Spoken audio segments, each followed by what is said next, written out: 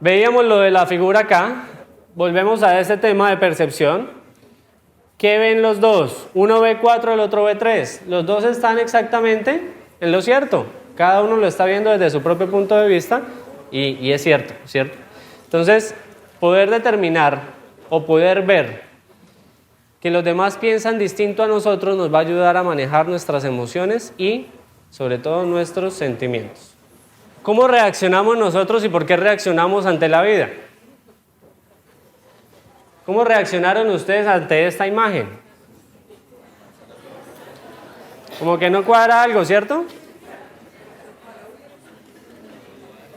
Ojalá existiera. Esto es sencillamente un paradigma. ¿Por qué nuestra imagen o esta imagen no entra a nuestro cerebro?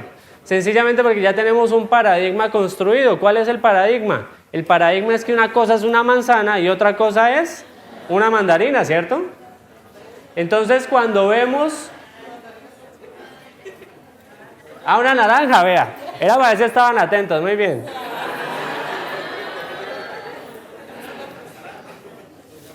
Nuestro paradigma nos lleva a decir, oiga, pero manzana, naranja, como que una cosa con la otra, como que se ve raro, ¿cierto? Los paradigmas son todas aquellas cosas que nos han formado, que nos han creado, son conceptos, son teorías, son lineamientos, valores, principios, etcétera, que son con los cuales nosotros nos regimos. Lo curioso de esto es que muchas veces las emociones responden directamente a paradigmas.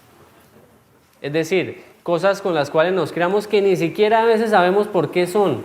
¿Por qué nosotros tenemos que ver el mundo de esa manera? ¿Por qué tenemos que sentir las cosas de esa manera? Uno de los capítulos que vamos a ver más adelante es la vida y la muerte. Cuando yo les hacía la presentación de la biografía, yo les contaba la experiencia que tuve de vida y muerte, ¿cierto? Cuándo murió mi papá, cuándo murió mi perrito, que era casi que mi hijo, en qué momento sucedió y demás. A lo largo de mi vida, obviamente he visto morir a mucha gente, tanto amigos como familiares, pero esas dos muertes me impactaron bastante. En lo que hago de defensa civil también he visto morir personas, o he visto muchos muertos también. Y la muerte llegó a un punto en la vida en que me hizo pensar qué era la vida y qué era la muerte. Y nosotros, por ejemplo, en esta cultura en la que estamos, las emociones asociadas a la muerte, dense cuenta que están basadas en un paradigma. El paradigma es, hasta aquí llegó y usted ya no existe. Ese es el paradigma de vida y muerte, ¿cierto? Y al pensar que hasta aquí llegó y usted ya no existe, pues ¿qué vamos a hacer nosotros? Pensar cosas negativas. Y al pensar cosas negativas nos vamos a sentir mal. Es normal que cuando muera algún familiar o un amigo, nosotros nos sintamos mal, porque estamos basados en ese tipo de paradigmas. Pero si nos vamos a otro tipo de culturas, vamos a ver que la muerte para algunos es sencillamente cambiarse la ropa. Que la muerte sencillamente es ir a un mejor lugar. Es más, algunas culturas alrededor del mundo alaban la muerte, en el mejor de los sentidos, ¿cierto? Consideran que la muerte es una evolución y le hacen fiesta a la muerte. Veamos en México, las festividades de vivos y muertos, ¿cierto? Allá se honra la muerte precisamente en algunos sitios. Miremos algunas de las creencias hindúes o orientales, en donde la muerte realmente es casi que un renacer, un desarrollo espiritual y demás, y para ellos el hecho de que fallezca un familiar no es lo mismo que para nosotros. Es decir, las emociones y los sentimientos están ligados a los paradigmas, aquellas cosas que nos enseñaron que la vida era de cierta manera. Si empezamos a romper o a cambiar paradigmas, empezamos a cambiar la forma en que nos comportamos, que pensamos y que sentimos. Y esos paradigmas realmente se mueven en el cerebro emocional, en el cerebro límbico. Porque a través de nuestros sentidos vemos las cosas que pasan, a través de nuestros sentidos recibimos la información de nuestro medio ambiente, pero el sistema de creencias, el sistema de emociones, que es lo que nosotros tenemos configurado en ese sistema límbico, es lo que nos dice cómo debemos desarrollarnos o cómo nos movemos en ese tipo de situaciones o en ese tipo de ambientes.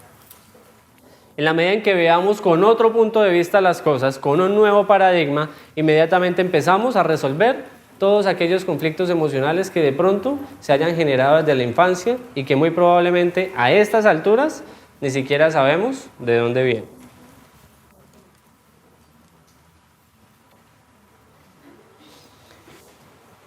Se hacía un estudio hace un tiempo de neurociencias, específicamente de neuromarketing. Y las personas en ese estudio lo que querían ver o lo que querían comprobar era por qué los demás compraban un producto u otro. ¿Por qué usted siempre se viste de la manera en que se viste? ¿Por qué usted tiene las preferencias ante un jabón, ante un champú, ante una prenda de vestir, ante cualquier cosa? Y entonces miraban esas escalas de creencias, esas preferencias, y lograron determinar que la mayor cantidad de cosas que nosotros los seres humanos compramos, lo hacemos basados en el miedo. ¿Por qué me he visto de la manera en que me he visto? Por miedo a ser rechazado por los demás o por miedo a no ser aceptado por los demás. Si yo hoy me quiero pintar el pelo de rojo y ponerme una cresta aquí gigante, ¿por qué no lo hago? Sencillamente porque puedo sentir miedo de que ustedes en esta conferencia digan, oiga, pero ¿por qué el conferencista viene así? Ahora, si yo hoy quiero y vengo con una cresta y con el pelo pintado de rojo, ¿por qué lo hago? Porque es mi estructura de personalidad, es lo que yo quiero demostrar a los demás y a través de eso quiero asociarme o fidelizarme a través de una cultura o una subcultura. Entonces, el miedo es aquel elemento factor que nos mueve en la vida y que la mayoría de cosas que hacemos las hacemos en base al miedo. De por sí, ¿por qué trabajamos tanto? ¿Por qué queremos ahorrar o tener dinero? Por el miedo al futuro, por el miedo a no tener el día de mañana. Entonces nos esforzamos tanto el día de hoy para el día de mañana poder tener y no tener carencias, que lo que hacemos es que nos enfocamos y nos metemos en el trabajo. ¿Por qué tenemos una relación de pareja? Por el miedo de estar solos, por el miedo de encontrarnos a nosotros mismos. Y muchas de esas decisiones que tomamos las hacemos basadas en el miedo. ¿Es bueno o es malo? No es bueno ni es malo. Pero si empezamos a descubrir cuáles son nuestros miedos y cuáles nos ayudan a tomar decisiones acertadas y cuáles no, podemos empezar a cambiar. Realmente en el mundo o en el mundo personal, en la conciencia, se pueden clasificar realmente dos emociones, miedo y amor. El resto se desprenden de allí. ¿La ira de dónde se desprendería? Del miedo. ¿La pasión de dónde se desprende? Del amor. La alegría de dónde se desprende, del amor, la tristeza, del miedo. Entonces, haciendo ese conjunto de emociones y clasificándolas en estas dos, vemos que nosotros realmente nos movemos o nuestros factores motivacionales son estas dos emociones. Y esto es lo que nos dispara, esto es lo que habíamos visto la vez pasada como la dualidad, lo positivo y lo negativo, y cómo esa dualidad nos está afectando constantemente en nuestra realidad, a través de lo que pensamos y a través de lo que sentimos. Pero esa dualidad se ve afectada también por otro tipo de factores. El estrés. El estrés es una palabra que está de moda. Díganme si no. Nos estresamos en la casa, nos estresamos en el trabajo, nos estresamos estudiando. Es más, llega el punto a veces que si estamos sin estrés, nos estresamos porque estamos desestresados. ¿Sí o no? A veces como que nos pica estar tranquilos, ¿no? Como que nos pica estar sin hacer nada, como que nos pica descansar, como que nos pica ver las cosas de una manera positiva. Y ese estrés es lo que termina enfermándonos y es lo que termina desequilibrándonos. ¿Cómo poder manejar y cómo poder controlar ese estrés? ¿Cómo poder hacerlo? Pues sencillamente manejando ese estrés a través de las emociones. Una manera. Si yo estoy estresado, ¿por qué me estresé? ¿Qué estoy sintiendo? ¿Estoy sintiendo ira contra alguien? ¿Estoy sintiendo impotencia hacia mí mismo o hacia algo o hacia alguien? Inmediatamente si siento que eso es lo que me está generando el estrés, pues puedo empezar a cambiar la emoción, puedo empezar a cambiar el sentimiento. Si yo siento ira hacia alguien, seguramente es porque ese alguien no cumplió con una expectativa que yo tenía. Si yo cambio a través de la emoción y dejo de sentir ira, y me doy cuenta que puedo sentir inclusive felicidad de que el otro piense distinto y me esté complementando, me esté ayudando, inmediatamente desaparece el estrés. Si yo tengo la capacidad de poder cambiar mis emociones y bajar el estrés, empiezo a cambiar mi vida. Esa es una manera de poder afrontar o bajar el nivel de estrés. Cada vez que yo tengo una emoción, sencillamente me concentro en esa emoción y al concentrarme en esa emoción determino si me está sirviendo o no para manejar ese proceso en el que estoy. Si no lo hago enfocado en las emociones, lo puedo hacer enfocado al problema. Es decir, el problema no lo puedo cambiar a menos que me enfoque en él y lo resuelva. Si yo corto de raíz el problema, inmediatamente estoy cortando de raíz la emoción. Pero si yo no puedo cortar de raíz el problema, lo que tengo que hacer es trabajar sobre la emoción que me genera ese problema. Les voy a colocar un ejemplo. Vamos a suponer que ando pelado, no tengo ni un peso, ¿cierto? Tengo 10 hijos que mantener y unas 2 o 3 esposas. ¿Cuántas creen ustedes? Dejemos una, ¿no? Una esposa y 10 hijos. 4 dicen por acá. 4. Y no tengo un peso. Si yo puedo cambiar el problema de raíz, ¿qué pasaría? Dejo de sentirme mal porque ya empiezo a tener dinero. Si puedo cambiar el problema de raíz, quiere decir que puedo conseguir un trabajo, que puedo mejorar mi situación económica. De ahí sencillamente supero o trasciendo mis emociones negativas. Pero si es el momento en el que no puedo ni conseguir trabajo, ni puedo pagar las deudas que tengo, ni puedo cambiar mi situación actual, ¿será que vale la pena seguir manteniendo todo ese tipo de emociones negativas que me están embargando? ¿O puedo empezar a ver esto como un proceso de aprendizaje, como un proceso de enseñanza? Aprender que no se necesita tener 10 hijos para ser feliz, ni 4 mujeres para ser feliz, ¿cierto? Sino que puedo ser feliz yo mismo, que no tengo ni siquiera que ponerme a gastar tanta plata a veces como gastamos los seres humanos. Entre más ganamos, más gastamos. Casi que es una relación directamente proporcional. A veces decimos, uy, ojalá el jefe nos aumente el sueldo. Y entonces nos aumentan el sueldo y mentira, no nos alcanza. Terminamos gastándonos ese incremento y hasta más. Es decir, vivimos siempre a línea, al ras. No ha llegado la prima y 2 años antes ya me la he gastado. Ya la debo. Entonces, si yo esa situación económica no la puedo cambiar, pues sencillamente entiendo y aprendo cuál es el proceso detrás de eso y lo veo con otro punto de vista para cambiar la emoción. Tengo estas 2 maneras de trabajar el estrés o de tener o de trabajar la inteligencia emocional. Si puedo cambiar el problema, lo cambio y lo corrijo de una vez. Si no lo puedo hacer, sencillamente me centro en la emoción para cambiar la emoción y hacer que eso deje de afectarme tanto como me está afectando en el momento.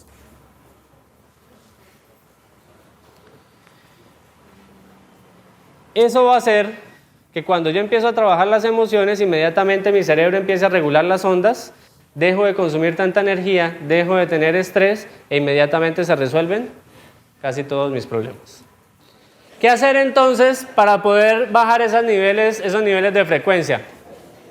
Miren, esto ya es cuento viejo. Lo que yo les voy a decir no es nuevo. Nada de lo que les voy a decir es nuevo. Y les apuesto que todos ustedes ya lo saben. Pero a pesar de que lo saben, yo creo que la mayoría no lo pone en práctica. Una de las cosas que más ayudan es la respiración, el ejercicio que hacíamos ahorita. Cuando perdemos el control del cerebro es porque no tenemos oxigenado el cerebro. Al no tener oxigenado el cerebro, él se dispara y no tenemos el control del mismo. Poder respirar de manera adecuada 2, 3, 4, 5, 10 veces al día nos va a ayudar a controlar y a regular todas nuestras emociones, todo nuestro sistema energético y nos va obviamente a ayudar a resolver los problemas. Otra de las cosas que deberíamos hacer con mucha frecuencia es descansar. Rico descansar, ¿cierto? Rico descansar, pero ¿qué tanto descansamos? ¿Alguna vez a alguien se le ocurrió decir, mire, esto es muy fácil, esto es matemático? El día tiene 24 horas, ¿cierto?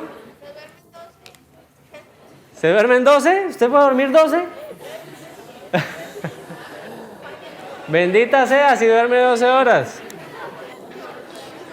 El día tiene 24 horas, entonces dividamos el día en 3 fragmentos, cada una de 8 horas, ¿no? Eso fue fácil, matemáticamente salía perfecto. 8 horas trabajamos, 8 horas dormimos y 8 horas tenemos para ocio, para cosas que nos diviertan o que nos hagan cambiar de ambiente. ¿Pero será que eso se cumple? De las 8 horas que trabajamos, a veces se nos van 9 y 10. ¿Sí? A veces. No falta el que a veces se le hagan 7, pero muy de vez en cuando. De las 8 horas para el ocio creativo, para ser mejores personas, para hacer ejercicio, para disfrutar, para ir al cine, por ahí unas 2 o 3 al día se nos van en un trancón. Las otras 2 se nos van almorzando, desayunando y comiendo. Y las otras 2, pues de pronto para ir divirtiéndonos en alguito. No lo puedo decir en cámaras, pero también se va el tiempo en eso. Allá me dan un ejemplo.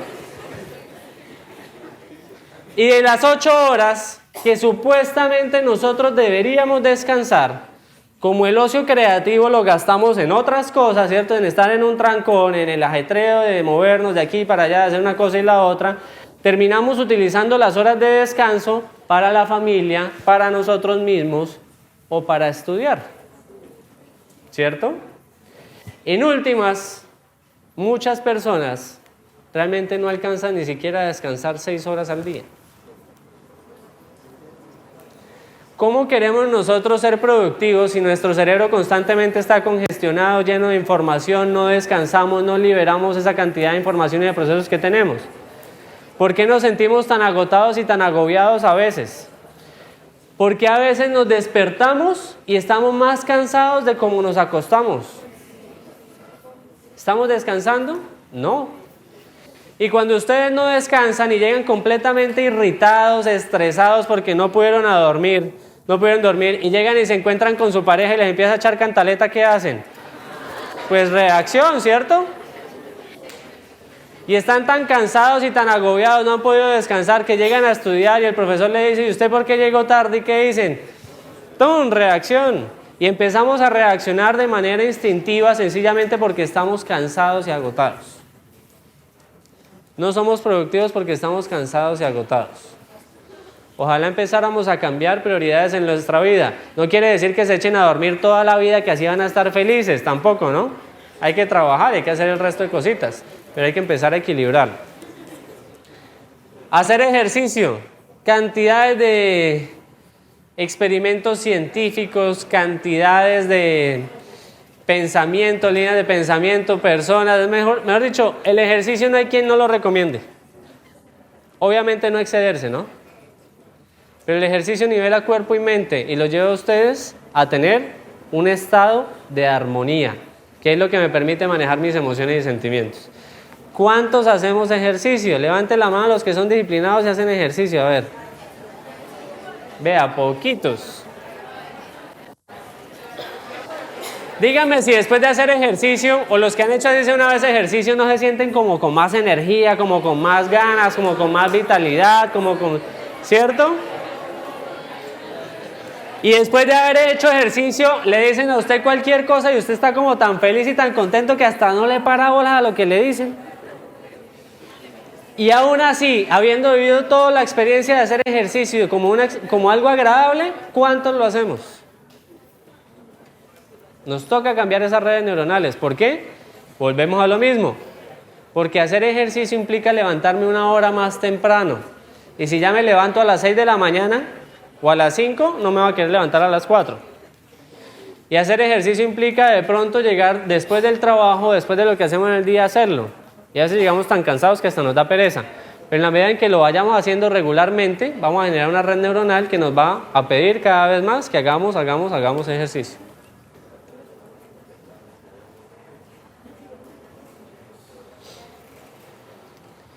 Dejar de ser tan ¿qué? Tan exigentes con nosotros mismos y con los demás. Manejar nuestras emociones quiere decir que aceptemos a los demás como son. Si nos sirve bien, si no nos sirve, tomamos una decisión, pero dejamos de estar siempre exigiendo, dejamos de estar siempre pidiendo. Lo triste es que a veces le pedimos más a nuestro propio cuerpo, a nuestra propia mente, de lo que le pedimos más a los demás. A veces nos exigimos tanto nosotros mismos que somos nuestro peor enemigo. Somos nuestro peor justiciero. Nosotros los seres humanos tenemos la capacidad de equivocarnos y de aprender de eso. El equivocarnos no está mal. El seguir haciendo siempre lo mismo es lo que está mal. ¿Sí? Einstein decía, Significado de estupidez es hacer exactamente lo mismo y esperar resultados distintos. Debemos dejar de exigirnos, aceptarnos un poco más, exigirnos hasta un punto donde sea tolerable, pero evitar que esa exigencia nos lleve a nosotros a un colapso emocional. Decir sí o no según sea el caso. Venga, ¿usted me puede hacer un favor? Sí. Vaya, me lleva al aeropuerto, luego espera que yo vuelva, me trae, hace una cosa aquí, la otra, y usted tenía 20 cosas más que hacer, pero hay personas a veces que les cuesta decir no. Y se comprometen a todo, ¿no? Entonces su amigo le pidió que lo llevara al aeropuerto y usted le dijo que sí. Luego su mamá le dice, oiga, lléveme al médico, ¿a qué horas? A las 10. Y usted sabe que su amigo se va a las 9:30, entonces no alcanza a llegar, ¿no? Pero también le dice que sí. Luego su jefe le dice, oiga, necesito el informe para las 10 de la mañana. Ah, listo, a las 10 lo tiene allá. Y cuando usted se dio cuenta tiene 4 o 5 compromisos y no cumplió ninguno. Porque a todo le dijo sí. A veces hay que decir no, para estar un poco más tranquilos. Y a veces también hay que decir sí. Oiga, es que yo quiero tener una relación con usted me parece chévere, simpática, tal cosa. ¿Quiere tener algo conmigo? No. Pero por dentro, ay sí, ay menos mal me dijo, ay mire que no sé qué, ay que... ¿Cierto? Cuando es sí, cuando es no, punto. Sepamos qué es cada cosa, démosle un orden y démosle una coherencia y listo. A veces no confiamos en las emociones de los demás y en los sentimientos de los demás porque no confiamos en lo que nos dicen o en lo que hacen. Decir sí o no no es malo ni es bueno, sencillamente hay que decirlo en el momento que se crea oportuno. Expresar y sacar todas las emociones que nosotros tenemos adentro. Importantísimo y clave. Una de las tareas que casi siempre le pongo a las personas que hacen un proceso de coaching, cuando quieren manejar algo emocional, es que digan lo que tengan que decir. Miren, yo le puedo decir lo que yo quiera a la persona que yo quiera, siempre y cuando lo diga con respeto y con amor. Pero si yo me contengo, si yo reprimo mis emociones, si yo no le digo a las demás personas lo que pienso y siento, esas personas no saben a qué atenerse conmigo y ahí es donde vienen los problemas. Cuando yo me trago las emociones y los sentimientos, lo que me estoy haciendo es indigestándome emocionalmente. Hay que decir las cosas. Yo cogí una costumbre y por ahí me salgo como por el caminito del lado. ¿Les digo cuál es? Cuando la gente me pregunta algo, yo le hago una pregunta sencilla también, le respondo con una pregunta.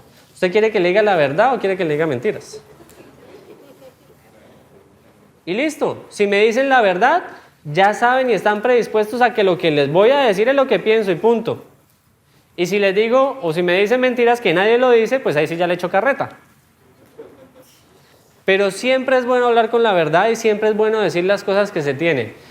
¿Cuántas veces no ha pasado que nos indigestamos con algo y en el momento en que decimos las cosas, sentimos como un fresquito que nos pasa en el cuerpo? Y nos sentimos ya descargados emocionalmente.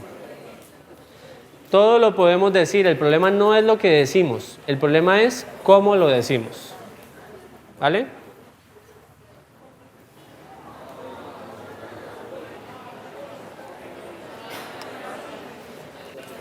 ¿Cuántos pedimos perdón? ¿Cuántas veces el orgullo nos lleva a ni siquiera pedir perdón o no perdonar? Y el perdón es lo más bonito que puede haber en este mundo. Cuando usted perdona a alguien, se descarga también. Cuando usted lo perdona, siente un alivio y siente una tranquilidad y una paz única. Pedir perdón es luchar contra el orgullo y el ego de sí mismo. Y entre menos orgullo tengamos, más perdón vamos a poder pedir en la vida. Y entre más perdón pidamos en la vida, más nos van a perdonar y vamos a llegar a la esencia de nosotros, que es ser humano, cometer errores y aprender de esos errores. Eso es mágico, pedir perdón. Evitar tomar las cosas personales. Si nosotros vamos por la calle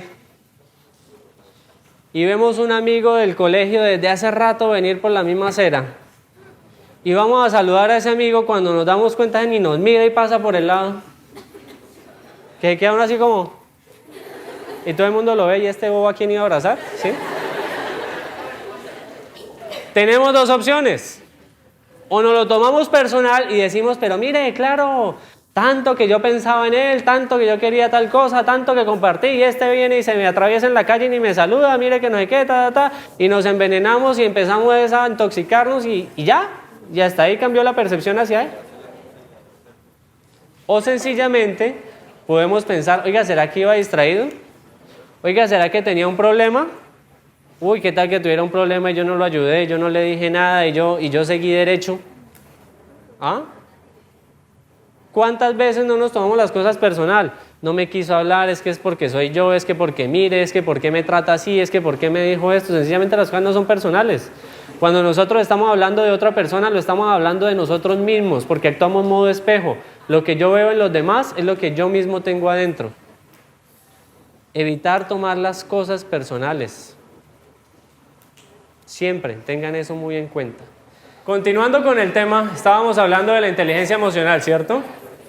Y hablábamos de lo que era la inteligencia intrapersonal, es decir, nosotros mismos, nuestras emociones, nuestros sentimientos y demás. La segunda fase o el complemento de esta inteligencia intrapersonal es la inteligencia interpersonal, es decir, la relación con los demás. Con los demás no solamente con las demás personas, con nuestro medio ambiente en general.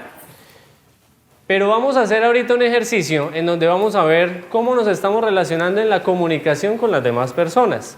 Que sea como un indicador, que podamos como medir a ver cuáles son los elementos de pronto que nos están fallando, ¿sí?